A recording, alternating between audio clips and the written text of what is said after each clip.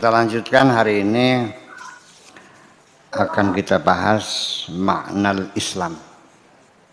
Makna Islam.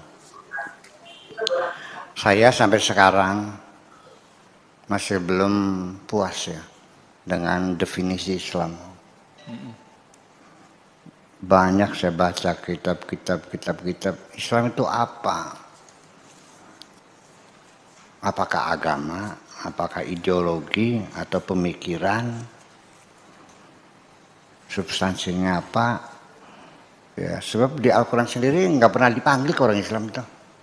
Yang dipanggil kan ya ayyuhalladzina amanu. Iya, kemudian dalam Al-Quran diinformasikan bahwa Islam mah ya sekedar lahirnya saja.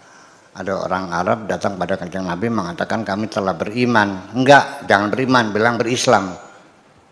Karena iman belum masuk dalam hati kamu. Islam aja lah. Berarti kan di bawah iman. Itu. Jadi kita pengen jadi orang mukmin, pengen jadi muslim. Nah itu. Lalu yang di zaman masuk surga, mukmin atau muslim yang di zaman masuk surga? Saya masih belum puas. Belum menemukan definisi yang pas gitu. Ya. Tapi ini salah satunya oleh Syekh Nefri ini ya hampir ya bisa kita pahami lah, mungkin seperti ini definisi paling tidak ya. Oke, kita baca aja dulu terjemahannya lalu kita studi teks.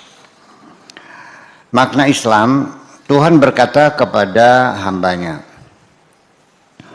Islam itu artinya engkau berserah diri kepadaku sepenuh hatimu. Berserah diri kepadaku sepenuh hatimu. Dan berserah diri kepada perantara-perantara hanya sebatas jasadmu saja. Artinya kamu nurut sama aku dengan sepenuh hatimu. Lo nurut sama orang lain mah hanya sebagai perantara, sebagai mediator, sebagai formalitas. Ya silakan saja. Kau turuti keinginan anakmu, keinginan istrimu, keinginan atasanmu, bawahanmu, masyarakatmu, ya. Tapi sebatas jasad saja. Nah, di sini artinya ada double ganda ya, ada sikap ganda. Kepasrahan kita secara batin hanya kepada Allah. Artinya kita selalu nurut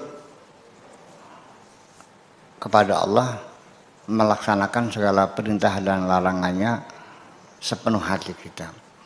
Tetapi kalau mengikuti keinginan masyarakat dan sebagainya, ya secara jasad aja lah, secara lahir, formalitas saja. Mungkinkah itu saya lakukan? Bisa. Namanya orang kerja setengah hati ada ya. Jadi kalau dengan sama mah ya setengah hati aja lah. Kalau dengan Allah harus sepenuh hati, barangkali seperti itu. Selalu bersamaku dengan sepenuh perhatianmu. Dengan perhatianmu yang sepenuhnya maksudnya gitu. Tapi dengan selain aku hanya dengan akalmu saja. Dengan pikiranmu saja. Engkau bersama dengan teman-temanmu silakan.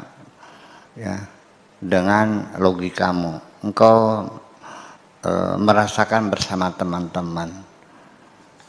Silakan. Bersama teman-teman, bersama masyarakat, bersama anggota, bersama anak istri. Tapi tenggorokan ke atas. Bersama rumahmu, bersama mobilmu, itu sebatas tenggorokan ke atas. Sehingga dengan demikian segala perhatianmu selalu bersamaku. Tidak ada sedikit pun kepentingan apapun untuk selain aku. Kecuali engkau hanya boleh bersama selainku sebatas dengan logikamu saja. Tidak boleh kecewa ketika gagal. Jadi artinya urusan mobil, utang piutang, urusan kredit bank, urusan dagangan, urusan toko, warung, pabrik, pekerjaan, kontrak kerja, itu sebatas tenggorokan ke atas. Boleh kau pikirkan, tapi jangan kau masukkan ke dalam hati. Kecuali engkau hanya boleh bersama selainku sebatas dengan logikamu aja, silahkan aja. Kalau hilang ya udah, nggak usah sedih. Datang lagi ya silahkan. Rumahnya kebakar ya bikin lagi. Padinya gagal nggak panen ya tanam lagi.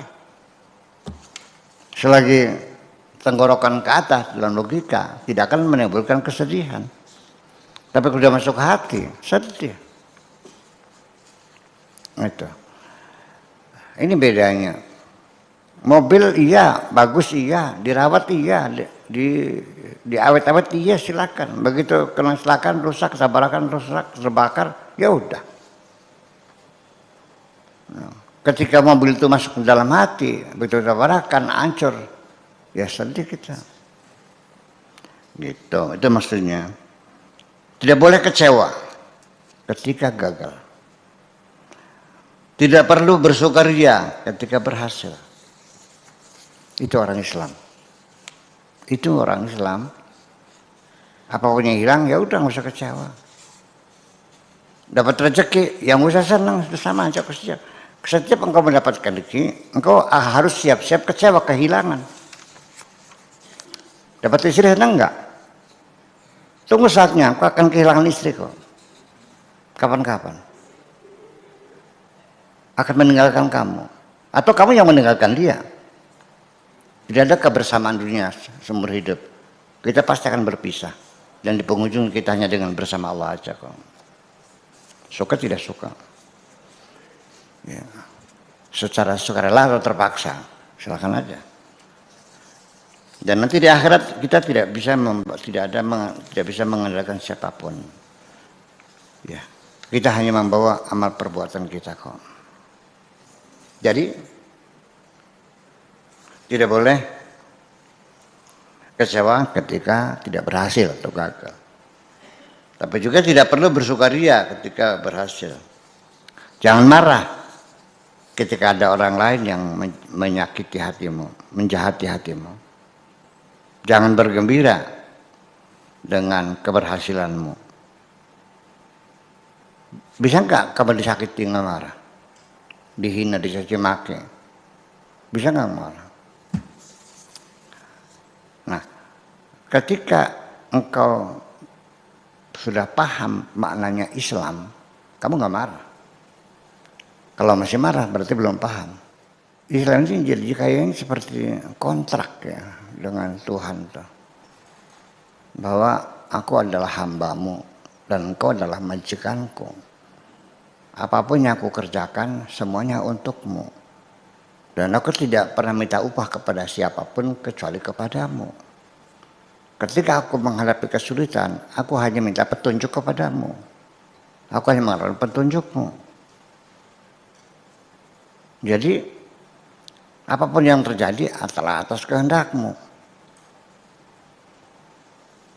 Walakal hamdu ala ma qadait. Kami selalu memujimu apapun keputusanmu. Ketika kamu memutuskan aku harus dicaci maki oleh orang, ya silakan, akan kudengarkan. Alhamdulillah hari ini saya banyak yang nyaci maki, yang mengatakan saya goblok, yang tolol. Alhamdulillah. Terus ini Islam seperti itu. Pokoknya puja Gusti Allah. Bahasa ininya assalamualaikum itu berserah diri itu pasrah pace, pujare Gusti Allah. Di pentungnya mangga, congolanya mangga, dipakannya mangga. Siap. Walakal hamdu ala ma qadait, astaghfiruka wa atubu ilaik. Yang penting ampunilah aku. Intinya kan seperti itu. Adapun Islam itu syahadat, zakat, sholat, puasa, haji, saya nggak tahu hubungannya bagaimana ya.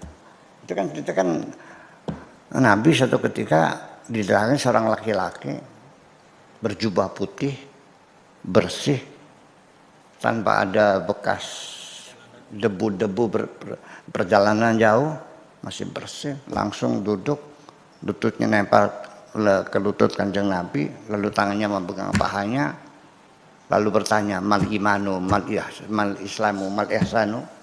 Lalu jawab mengatakan mal imanu antu mina billahi wal yawmil akhir dan sebagainya. Sadaqta. Tsumma qala mal islamu qala anta syahada an la ilaha illallah wa syahada anna Muhammad rasulullah wa iqamis shalat wa ita'i zakat. Sadaqta. Wal islamu mal ihsan anta abudallah. Itu pertanyaan tidak mendefinisikan. Tidak mendefinisikan.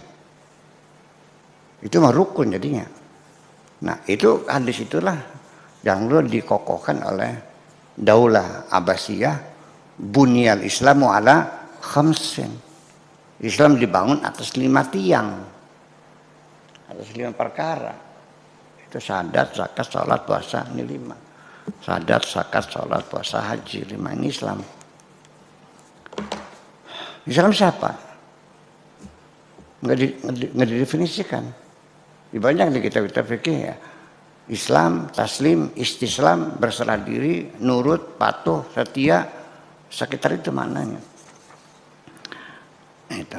Jadi kalau melihat bunyal Islam ala khamsin ya itu modusnya Daulah Abbasiyah untuk mengalihkan supaya rakyatnya sibuk dengan ritual-ritual agama supaya jangan mengkritiki, jangan mendemo, jangan menggugat keadilan kepada penguasa. Itu pekerjaan, mengalihkan perhatian, mulai seperti itu.